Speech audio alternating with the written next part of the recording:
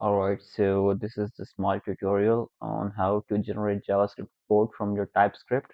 And let's go. In your directory, just type tsc in it.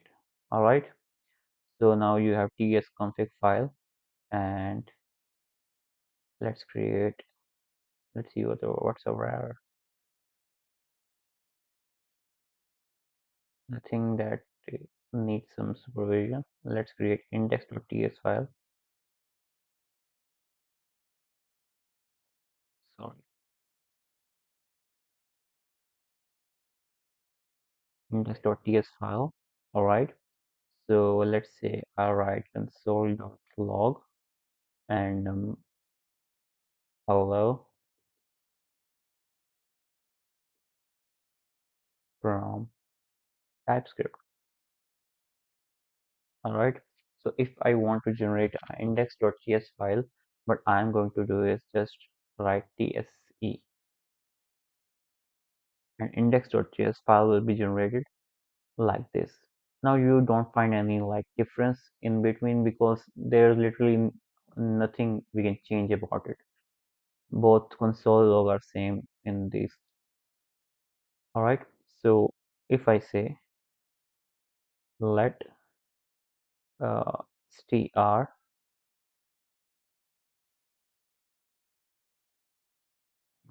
str,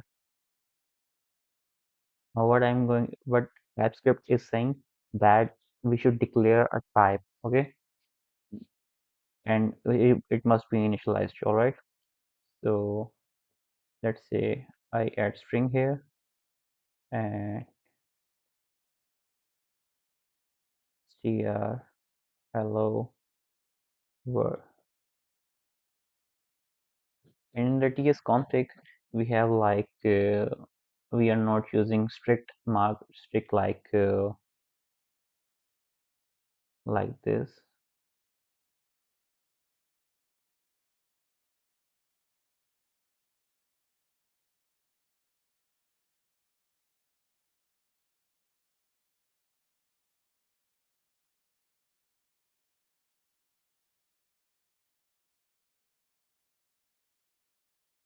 Yeah. Now we have two errors, like we must define this type and also we need it to be initialized. All right, so if I say str is equal to string, now both the errors are gone. Why? Because it like automatically detects that it's a string. All right, let's say const let str